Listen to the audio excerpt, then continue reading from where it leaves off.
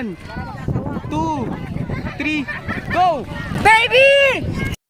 Will you please repeat it? Baby!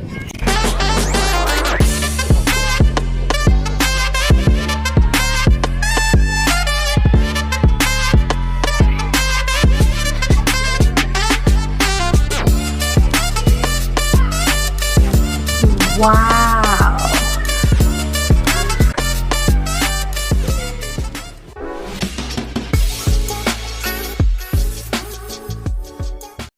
Yo, what is up mga kahingal? And we're back again for another vlog. So guys, dito papakita ko lang sa inyo kung gaano napakaganda yung Abagataring White Sand Beach na yan. So makikita nyo naman guys, dyan sobrang crowded na. Bunga yan ng peak season. And syempre kapag summer, saan nga ba pumupunta yung mga tao? Diba? Sa swimming pool or sa dagat. So makikita nyo rin dyan guys sa kabilang side, may mga bahay dyan.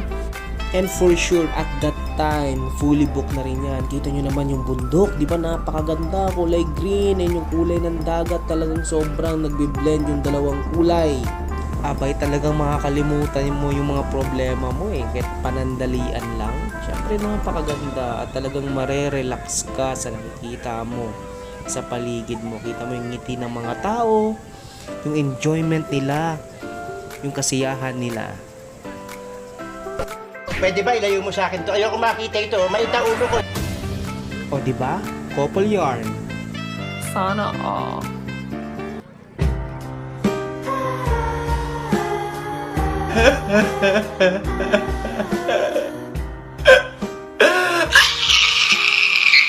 O siya guys, hindi mo na ako magsasalita at ako'y nakaka-istorbo sa mga couple natin. Hindi ko matuloy-tuloy yung aking pinagsasabi kapag may nakakita akong mga couple Nasasayang yung moment nila pag magsasalita ako. So guys, panoorin nyo hanggang dulo. Thank you so much. Ginagawa mo! NANI?!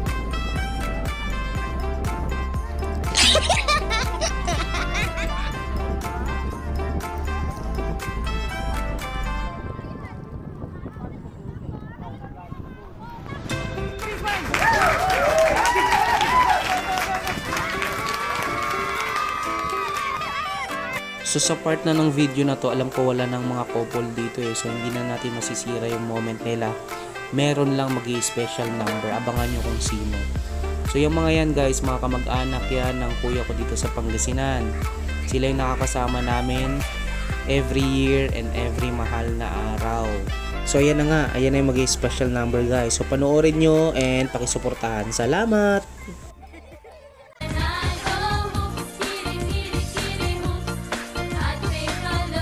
Ginagawa mo! Diba? Napakagaling. So guys, update ko lang kayo kapag tuwing peak hour o peak season, mahal talaga yung cottages. So ang normal day na babayaran mo para sa cottage dyan is nasa around 500 lang. Pero kung peak season guys, dumudoble. So 1,000. So dalawang ginawa namin dyan kaya nakabayad kami ng 2,000 pesos. So hindi naman na kami siningil sa sa entrance namin sa bawat isa or per head. Or baka lang nakalimutan nila. So yun guys, thank you. Mababaw man to pa. Mababaw. Doon ba sa malalim? So sorry guys actually nandyan lang talaga ako sa side na yan or spot na yan or maglalakad lang ako ng konti para makapag video kasi guys kapag lalakarin ko guys nakita nyo yung dalampasigan na yan so napaka crowded so parang magiging magulo yung video ko kaya dito na lang ako sa dagat ng video. 1, 2, 3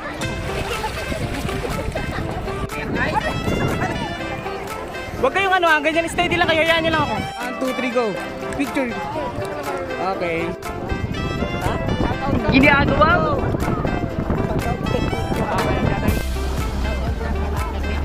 Ginagawa mo.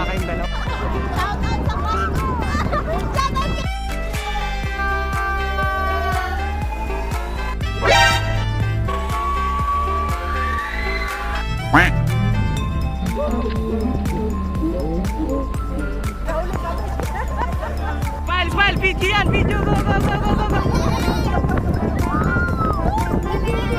Sipa, go.